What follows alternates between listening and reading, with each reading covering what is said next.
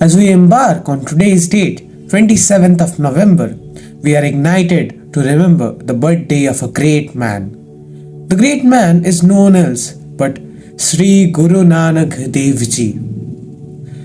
On the occasion of his birthday, we, the students of Jayanti School Ganganagar, are honored to present to you a video essay dedicated to him. India has always been a religious country. The Gurus of India have given spiritual message to mankind for their welfare.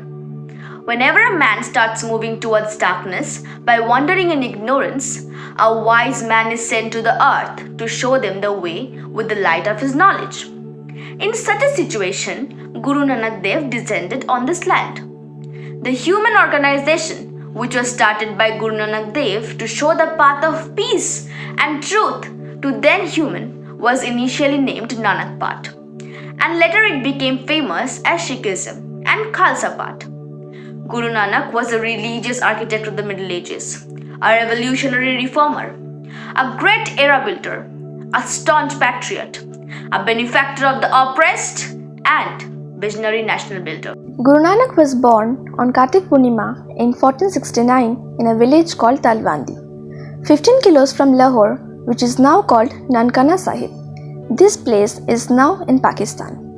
Nanak's father was the manager of Rajput rules of Talwandi. Guru Nanak's eldest sister was named Nanaki because of her birth at maternal grandfather. According to his name, people started calling him Nanak. Nanak was a person of genius and extraordinary personality since childhood. Since childhood, he used to sit like sages and sadhus and used to talk like them. He loved solitude. He used to go into solitude and absorbed meditation. At the age of 8, he was sent to study.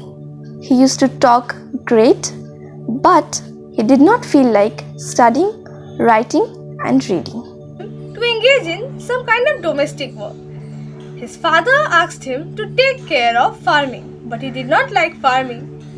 They wanted to hire him for some kind of jobs, but refused him the job. Then they were engaged in business work. One day, his father sent him to Lahore for 40 rupees and asked him to do a real deal. A group of sadhu were going on the way. He saw that the monks were hungry. He thought that the father asked him for a clear deal. What can be more important than feeding a person who is hungry?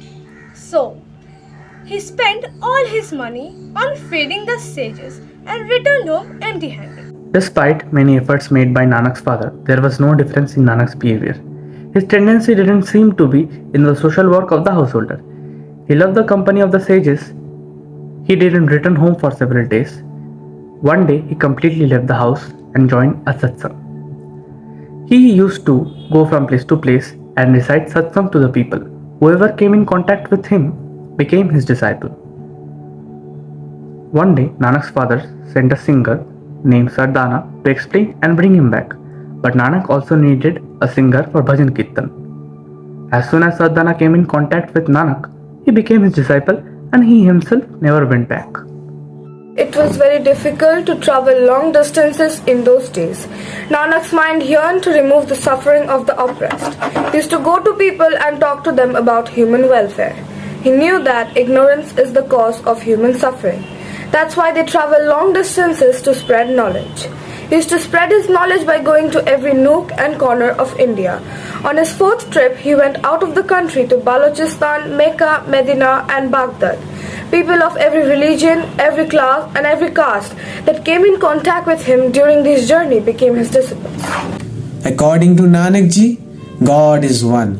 He is present in everyone's conscience. So his vision can be seen in the soul also. It is pointless to seek him. Tat, fasting, namaz, sandalwood, tilak, garland, etc. are all useless means. Through them, we cannot reach God. Through spiritual practice, the only man can see is God in his heart. Nanak was able to get her interviewed. Only by truth, non-violence, friendship, brotherhood, honesty can we move towards that path. Unleash the campaign of your heart, purify your heart, remove deceit, lies, dishonesty, etc. from the heart. These are the teachings of Nanak on which Sikhism rests. Last days of his life, Guru Nanak started living in Katarpur. He had appointed his beloved disciple Lana as his successor in the name of Guru Angad. In 1539, at the age of about 70, he changed his cloak, that is, he went to heaven. His teachings and ideals guide us even today. I'd like to extend my gratitude to our Managing Trustee, Mrs. S.E. Broughton, our Chairman, Mr. J.G. Broughton, sincere regards to our Principal, Mr. Bobby Baxter, our Vice Principal, Mr. Shantan Mukherjee, earnest regards to our Teacher in Charge, Mr. Lionel Jennings, and our Junior School Coordinator, Mrs. Cheryl Ande.